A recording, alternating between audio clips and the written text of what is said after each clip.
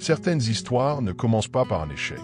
Elles commencent par un appel, par des attentes, par ce sentiment que, cette fois, tout va enfin marcher. Le parcours de Saül est exactement de cet ordre, celui d'un homme ordinaire élevé au trône par un acte divin.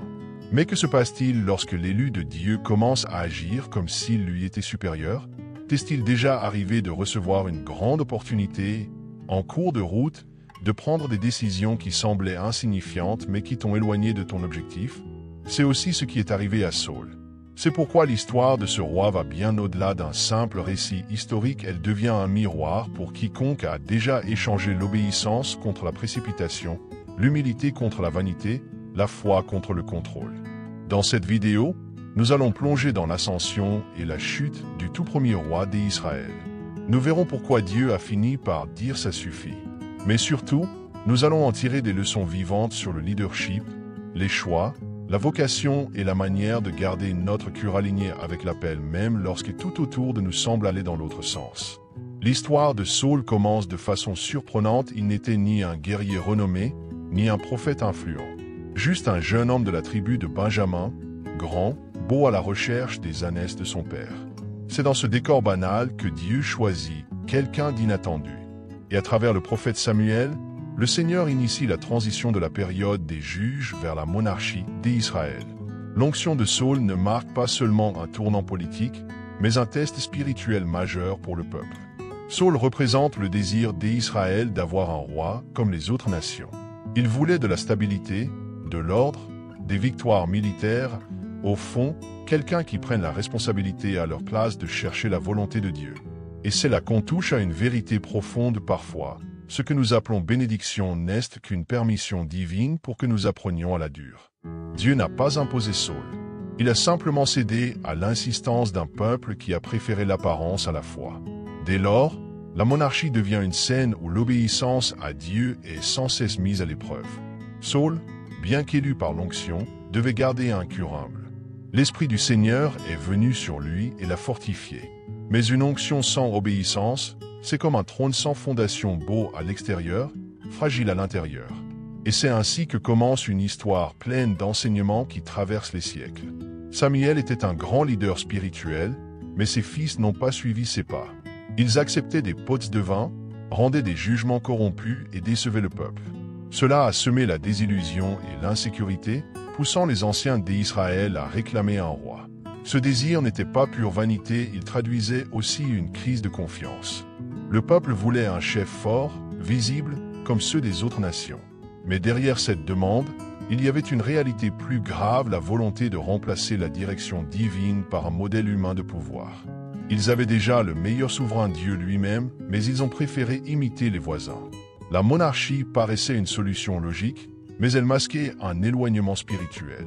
Comme si l'on remplaçait une foi vivante par un système mécanique. Ils ont traité les symptômes en créant un mal plus profond. Samuel en a été profondément attristé. Mais Dieu l'a consolé avec une vérité bouleversante, ce n'est pas toi qu'il rejette, c'est moi. Ce fut un moment tendu, où le Créateur lui-même constate que son peuple veut suivre une autre voie. Pourtant, Dieu ne claque pas la porte. Il demande à Samuel d'accéder à la requête du peuple, mais en les avertissant clairement des abus à venir. Désormais, chaque roi serait le reflet de ce que le peuple acceptait ou rejetait. Lorsque le peuple a insisté pour avoir un roi, Dieu a clairement expliqué que ce n'était pas juste une décision politique, c'était un rejet direct de sa souveraineté. Lui qui avait guidé Israël par une nuée le jour et une colonne de feu la nuit allait être remplacé par un trône humain.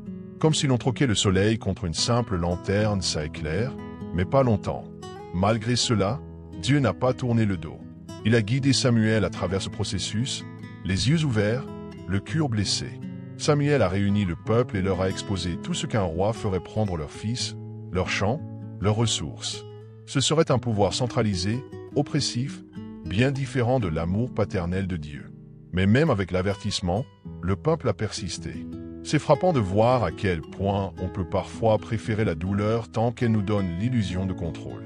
Et Dieu, dans sa sagesse infinie, a permis le règne de Saül non comme un idéal, mais comme un enseignement. Cet épisode est un tournant. La transition de la théocratie à la monarchie n'est pas seulement historique, elle est spirituelle. Dieu ne voulait pas juste une nation comme les autres, mais un peuple différent, marquée par la confiance et l'obéissance. En permettant l'onction de Saül, Dieu savait déjà comment cela se finirait. Mais il a tout de même offert une chance. La question était allait-il obéir? L'onction de Saül fut un moment solennel et inattendu. Samuel, suivant l'ordre de Dieu, versa l'huile sur sa tête et le déclara roi devant le Seigneur, même si, au départ, cela se fit en secret. Mais Saül ne réagit pas avec enthousiasme. Il se cache parmi les bagages, pris de peur et d'insécurité. C'est paradoxal, l'élu de Dieu fuyant son appel. Mais c'est ainsi que commencent de nombreux destins dans l'hésitation. Quand le peuple le voit, son apparence physique les impressionne. Grand, imposant, avec cette allure royale qu'il désirait tant. Mais derrière cette image, il y avait un cœur encore immature. L'Esprit du Seigneur descend sur lui, lui donnant courage et don de prophétie. Cela prouve que l'onction ne dépend pas de la confiance en soi, mais de la présence de Dieu. Et malgré cela, seule l'obéissance serait la vraie mesure de sa fidélité. La confirmation publique de son règne a lieu dans une ambiance d'admiration générale. Israël acclame son nouveau leader, le tout premier roi de son histoire. C'était la fête, l'espoir, les promesses. Saül avait tout le soutien de Samuel, celui du peuple et l'onction divine. Mais voilà le point crucial, bien commencer ne garantit pas une bonne fin. Le vrai test d'un roi n'a pas lieu le jour de son couronnement, mais dans les jours ordinaires, quand obéir devient plus dur que vaincre. Sa première grande épreuve arrive lorsque les Ammonites menacent le peuple de Jabé-Galad.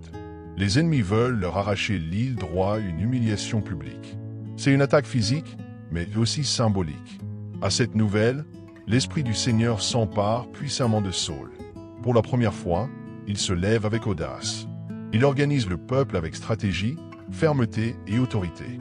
Il découpe des bœufs et envoie des morceaux dans tout le territoire avec ce message: ceux qui ne se lèveront pas pour combattre seront traités de la même manière. La réponse est immédiate, les 12 tribus s'unissent. C'est une scène forte, le roi est désormais respecté comme chef militaire.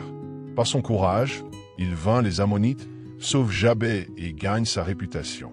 Le peuple est en liesse. La victoire est si marquante que même ses opposants se taisent. Samuel convoque alors tout le monde à Gilgal, où Saül est confirmé roi devant la nation entière. La monarchie est désormais officielle, et Saül incarne la figure forte que le peuple attendait. Mais un point essentiel reste: il a bien commencé, car il était rempli de l'esprit et concentré sur sa mission. La question est: allait-il garder cette posture face aux épreuves à venir? Après une victoire éclatante, on pourrait s'attendre à ce que Saül avance avec assurance dans sa relation avec Dieu. Mais c'est justement dans ces zones de confort que surgissent les tests les plus subtils. Face à la menace des Philistins et à la peur du peuple, Saül perd patience. Samuel lui avait dit qu'il viendrait offrir le sacrifice, mais le roi décide de le faire lui-même. Et là, c'est l'erreur, il confond autorité politique et autorité spirituelle. À peine le sacrifice terminé, Samuel arrive comme si Dieu avait attendu jusqu'à la dernière seconde. Sa réprimande est directe: sévère. Saül a agi avec folie, et son règne ne durera pas. Le problème n'était pas seulement l'impatience, mais l'obéissance travestie en zèle. Cette vieille habitude humaine de bricoler même les choses sacrées. Saül voulait plaire à Dieu. Oui, mais à sa manière. Cet épisode marque une rupture spirituelle profonde. Dieu ne retire pas immédiatement Saül du trône, mais il annonce que sa lignée ne régnera pas. Le règne garde l'apparence de stabilité, mais a perdu la bénédiction divine. Et voici une leçon capitale: l'onction n'annule pas la responsabilité. Peu importe notre appel, sans obéissance, on peut continuer à régner. Mais sans la faveur du ciel.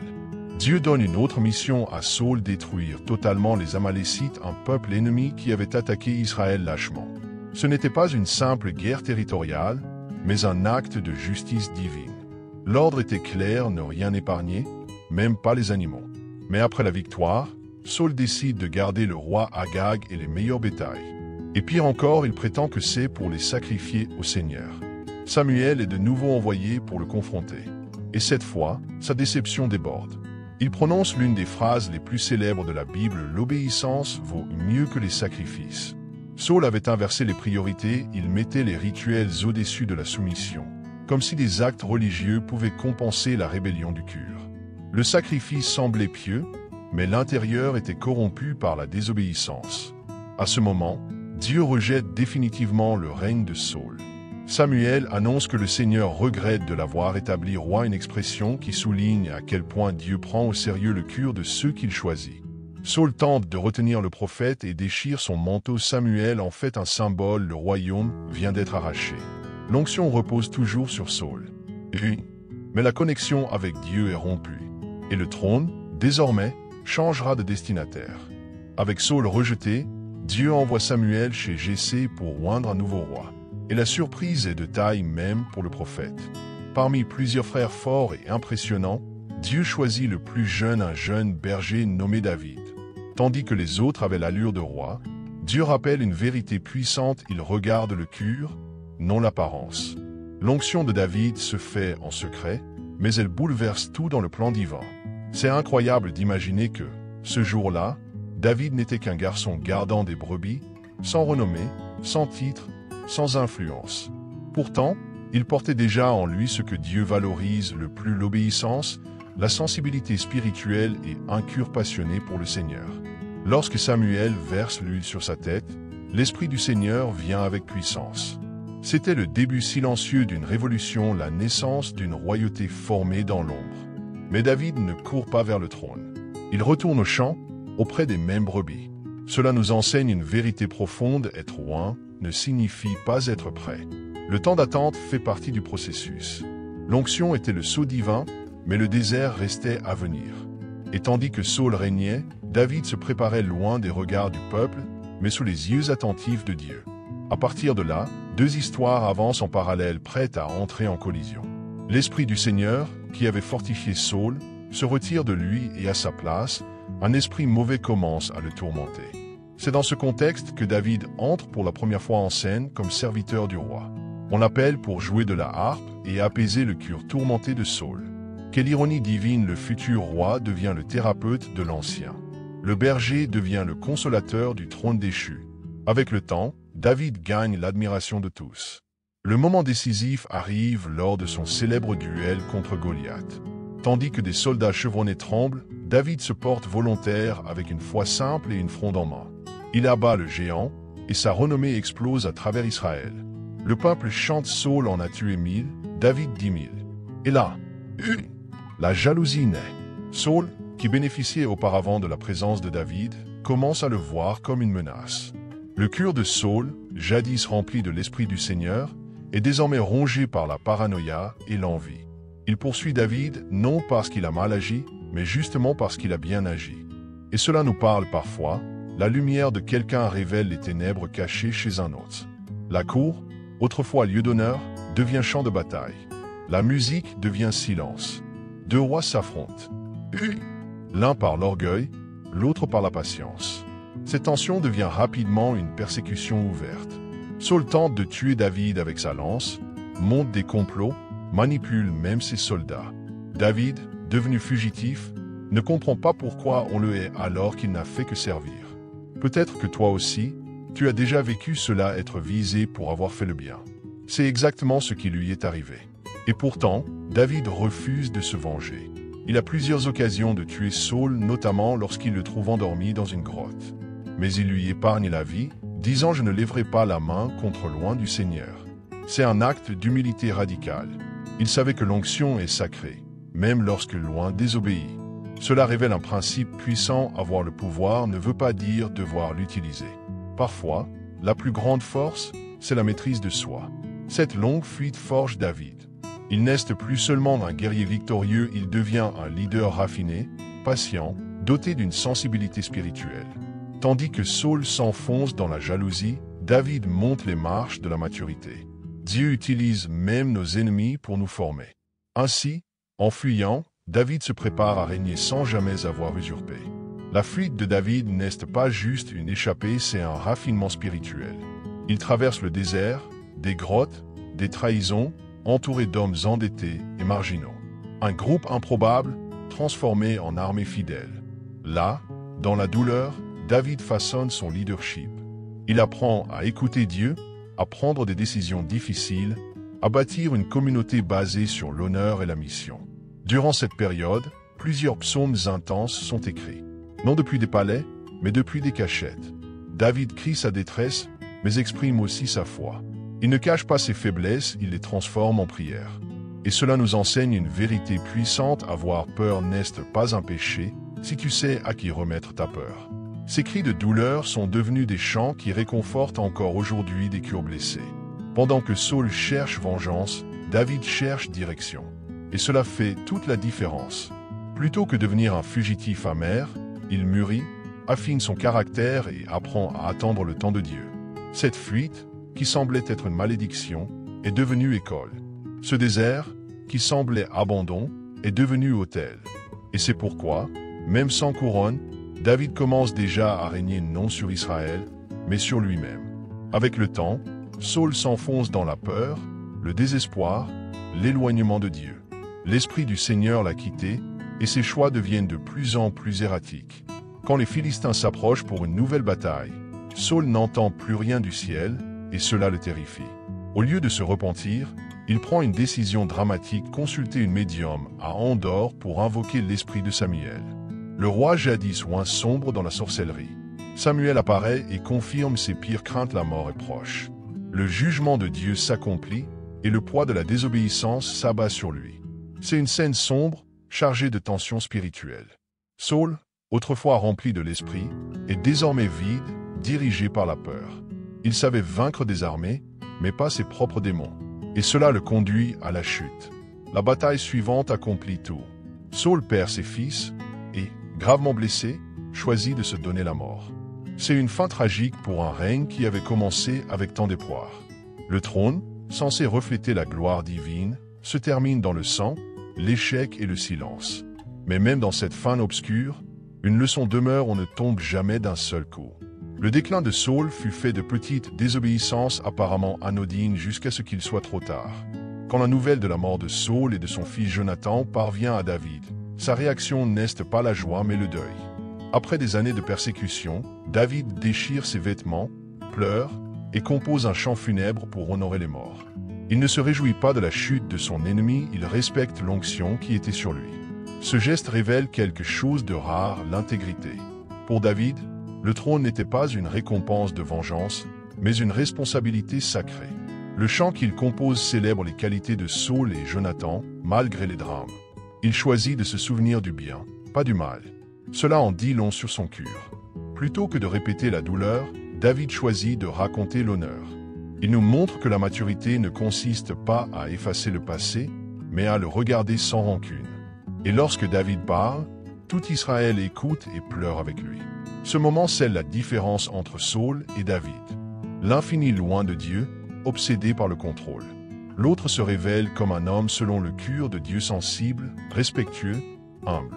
Le trône est à portée de main, mais David ne s'y précipite pas. D'abord, il pleure. Car avant de régner sur un peuple, il a appris à régner sur lui-même. Et c'est cela qui fait de lui le roi que Israël attendait. L'histoire de Saül n'est pas seulement celle d'un roi déchu. C'est celle de chacun de nous qui a bien commencé mais s'est perdu en route. C'est un avertissement silencieux: l'onction peut ouvrir des portes, mais seule l'obéissance nous y maintient.